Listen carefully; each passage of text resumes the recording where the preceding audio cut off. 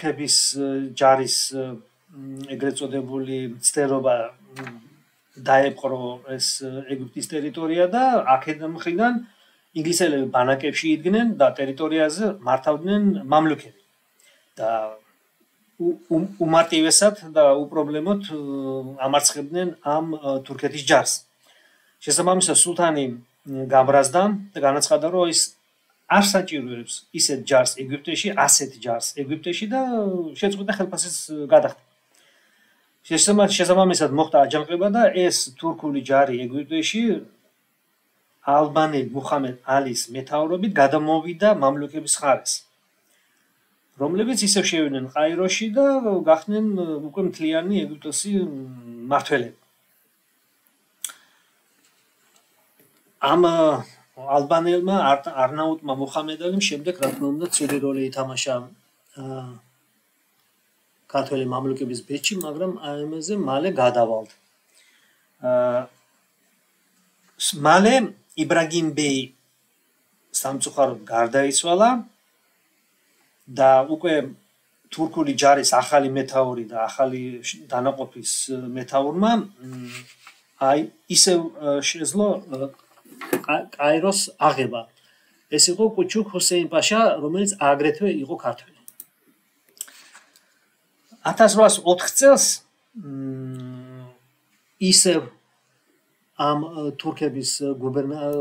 თურქული გუბერნიის თავრად დანიშნა ქართველი ხურშიდ პაშა. ხურშიდ პაშა საქართველოში იყო დაბადებული, იყო ქრისტიანულ მღვდლის შვილი იყო, მოტაცებული იყო, მიიღო ისლამი და გახდა იანიჩარი. შემდეგ წელს 1805 წელს ის ალბანელი მუჰამედ ალი, რომელმაც აჯანყება მოაწყო და გადავიდა მამლუქების მხარეს, ისევ დაუბრუნდა თურქ სულთანს და გამოცხადდა ეგვიპტის მმართველად. ჯერ იყო და ხურშიდი ცდილობდა ინგლისელებთან ერთად, რომ ეს მუჰამედ ალი და ალბანელები განედევნა ეგვიპტედან, ამისთვის ინგლისელების სთხოვდა, რომ გადმოეყვანათ მისი ჯარი სირიიდან. დაიწყო ბრძოლები ქართველებს და ალბანელ მამლუქებს შორის, მაგრამ ხურშიდი იყო იძულებული თავი დაენებებია ამისთვის, ვინაიდან პირადად მუჰამედ ალიმ აჩვენა ფირმანი ოსმანის სულთნის იმაზე, რომ ის ინიშნება ეგვიპტეს გუბერნატორად.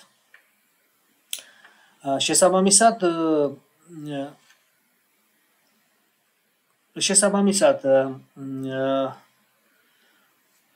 ქვედა, ანუ ზედა ეგვიპტეში ისევ გრძელდებოდა ქართველების მურადბეის და ქართველების მმართველობა და კაიროში და მის გარშემო იყო თურქული ჯარი.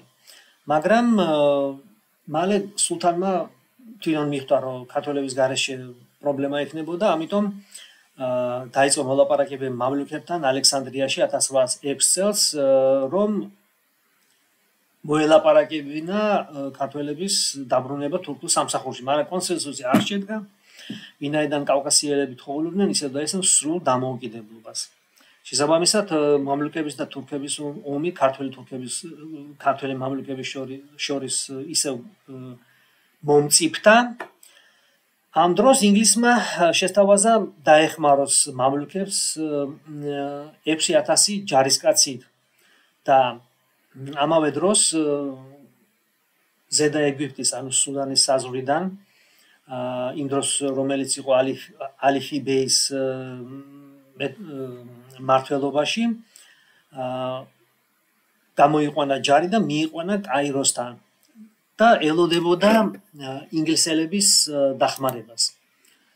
ეს არის მუჰამედ ალის მონაცემები.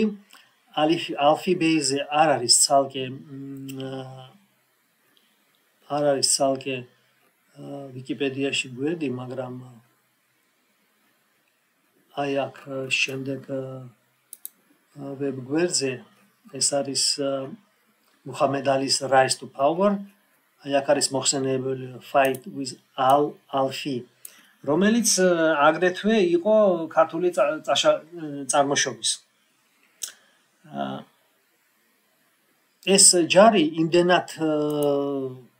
იმდენად დისციპლინირებული და აღჭურვილი იყო, რომ მამლუქები რო უყურებდნენ ეშინოდათ. მაგრამ ზუსტად ამ ბრძოლის დროს ალიფეი ბეი გარდაიცვალა სისჩაქცევით და ზუსტად 40 დღეში მოვიდა 42 ინგლისის გემი 6000 ჯარის გენერალ მაკენზი ფრეზერის მეთაურობით. ამაზე არის ფრეზერის ექსპედიშენი არის ალექსანდრიას ექსპედიცია 1807 წლის არის ამაზე ცალკე ვებგვერდი ინტერნეტში. ინგლისელებმა დაიწყეს თათბირი მამლუქების ბეებთან, სხვა ბეებთან, რომ გაეგზელებია ომი, მაგრამ მოხდა სულად მოულოდნელი. მამლუქებმა უარი თქვეს ინგლისელების მხარდაჭერაზე, ვინაიდან სულთანმა რა თქმა უნდა ყველაფერი დაპირდა, რაც უნდოდა. მაგრამ ისევ მოატყუა. და შესაბამისად ეს ფანატიზმმა, რელიგიურმა ფანატიზმმა საშინელი შედეგი გამოიტანა, რომ ის რომ ინგლისელი ჯარი წავიდა, მაგრამ წინ იყო კატასტროფა. ეს კატასტროფა მოხდა მოაწყო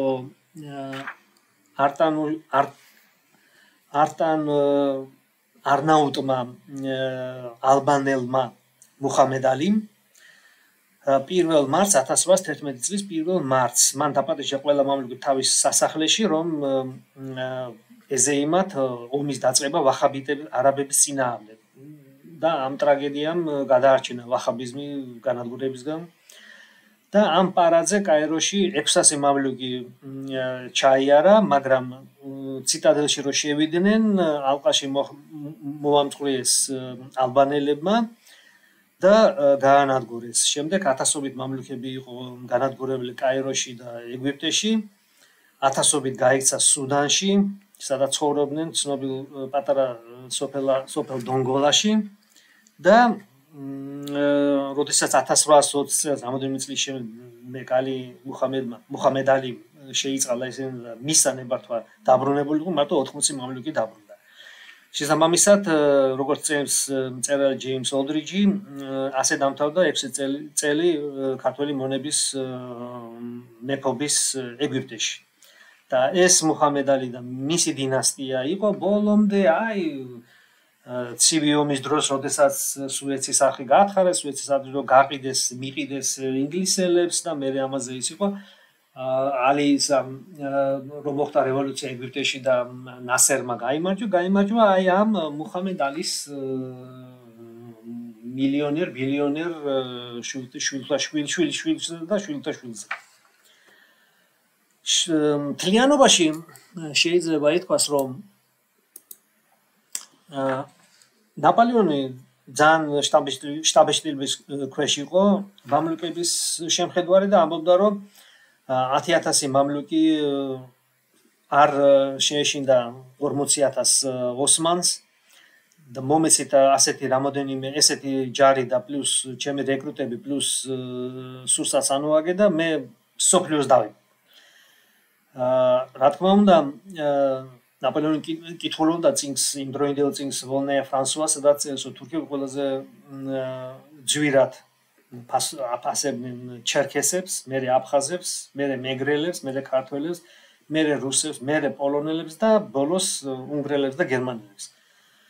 1803 წელს ნაპოლეონმა ჩამოაყალიბა კორპუსი მამლუქ დე ლა რეპუბლიკ და თავის იმპერიულ გვარდიაში.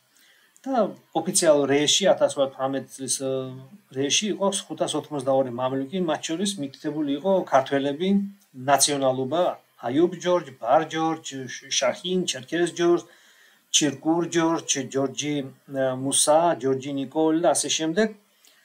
ქალის იყო ნია, ანა, იყვნენ აგრეთვე სომხები, იყვნენ აგრეთვე არაბები, კოპტები, ეგვიპტელები, ჩერქესები, სირიელები, მაკედონიელები, უნგრელები, სპარსელები, ბერძნები, აფრიკელები, აბისინელები, მორავები, დრუზები, რუსიც იყო, ლეფევრ, ამზა ყირიმიდან და სულეიმან მოსკოვიდან. ბევრ ბრძოლაში გაითქვეს სახელი მამლუქებმა, ქართველ მამლუქებმა, მაგალითად აუსტერლიჩი 12 ქართველი მამლუქი მონაწილეობდა და ყველაზე ცნობილი იყო შაჰინ, რომელიც მთლიანობაში 1806-13 წლებში 35 ჯერ იყო დაჭრილი. გადაარჩინა გენერალი რაპი სიკვდილისგან და გახდა ფრანგული ორდენის საპატიო ლეგიონის კავალერი. მაგრამ ომის მერე დაიღუპა. უბრალოდ ნაპოლეონის საფრანგეთის რესტავრაციის შემდეგ დაიღუპა.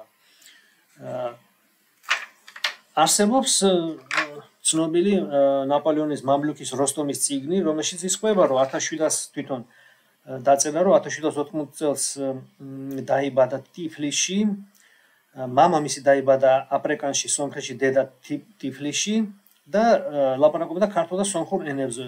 ახალგაზრდობაში მოხდა ტყვედ კონსტანტინოპოლში ის იყიდა ქართველმა სალა ბეიმ. თვითონ მან გადაწყვიტა, რომ გამხდარიყო მამლუქი, მაგრამ უნდა ჩარიცხული